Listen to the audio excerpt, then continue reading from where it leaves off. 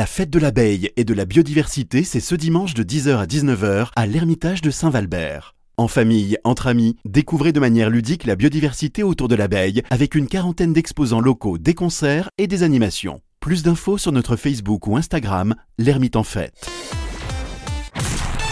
Comtoise Radio, l'actu dans les Vosges saunoises, Jean-Pierre Poinceau. Bonjour, la communauté de communes du pays de Luxeuil vient de renouveler sa convention avec le SDIS 70. Objectif, faciliter l'engagement des agents communautaires en tant que pompiers volontaires. Jacques Dehay, président de la communauté de communes du pays de Luxeuil. L'élu que je suis aujourd'hui a été avant 38 ans de sa vie pompier volontaire. Pour moi, c'était une évidence. Ça a commencé par un agent, la Comcom, maintenant c'est 2. Cette convention permet purement et simplement d'officialiser les choses. C'est-à-dire que quand un pompier va partir en intervention, quand son bip sonne alors qu'il est sur son lieu de travail, eh bien, il est couvert par le SDIS. C'est conventionné. On ne peut pas, sauf raison impérative de service, eh bien, il n'y a aucune raison pour qu'on puisse embêter ce brave pompier ou cette pompier. La même chose pour la formation. Il y a un quota de formation de X jours par an qui est figé sur la convention. Cette personne peut se servir de ces jours-là. C'est une vraie notion de service public. 3 nouveaux médecins viennent renforcer l'équipe du service d'urologie du groupe hospitalier 70 à Vesoul, composé de 5 spécialistes maintenant. Avec ce renfort et l'arrivée du robot chirurgical DaVinci 11, les patients bénéficient d'un plateau technique de pointe unique sur le territoire. Diagnostic, chirurgie mini-invasive, traitement des cancers urologiques ou des calculs, tout peut désormais se faire sur place. Des consultations sont aussi prévues à Luxeuil et Lure dès le mois de juin. À Luxeuil, le labo de maths du lycée Lumière a impressionné l'académicienne Laure Saint-Raymond, venue découvrir les travaux des élèves ce vendredi. 11 lycéens ont animé des ateliers pour une cinquantaine d'élèves de CM2. Ce laboratoire, ouvert à tous, permet d'explorer les maths autrement. Recherche, prise de parole, vulgarisation. Objectif, transmettre, s'entraider, faire naître des vocations. Un modèle qui redonne goût aux sciences et à l'école. Hier, dimanche, la planche des belles filles a fêté ses 50 ans sous le soleil, un événement festif et familial. Si la planche est connue pour le Tour de France, ce n'est pas que ça. Laurent Seguin, président du conseil départemental. Effectivement, aujourd'hui, on en a une belle démonstration. La planche des belles filles s'est fait un nom à travers le vélo, à travers les 6 arrivées d'étape du Tour de France.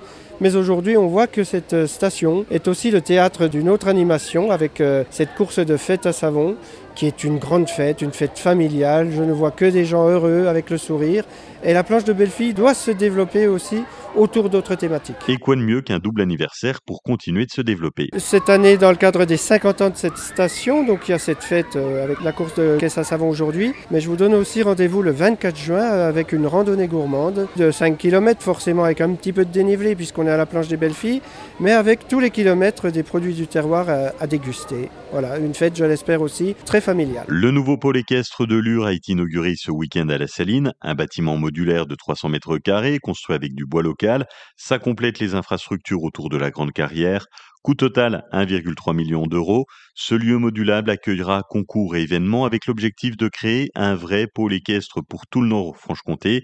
L'équitation compte 3300 licenciés en Haute-Saône. Du théâtre ce soir, 20h, salle François Mitterrand à Saint-Loup-sur-Semouse, avec la pièce Né quelque part. C'est sur le thème de l'identité, des origines et de la diversité. L'entrée est gratuite, un événement qui s'inscrit dans le cadre du Festival de l'expression culturelle. Sport, les moins de 15 filles de Luxeuil Handball sont sacrées championnes d'excellence après une saison exceptionnelle. Une série de 21 victoires, un nul, une seule défaite et un titre historique pour le club. Ce collectif ultra investi est aussi très actif dans et en dehors du terrain. Que ce soit en tant que bénévole, arbitre, coach, elle participe à la vie du quotidien du club. Le prochain objectif, une finale de coupe à jouer le 15 juin.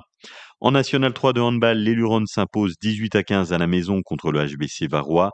Et en pré-national, les seniors féminines de Luxeuil Handball s'imposent à l'extérieur 31-32 contre Palante et s'emparent de la 3e place du championnat.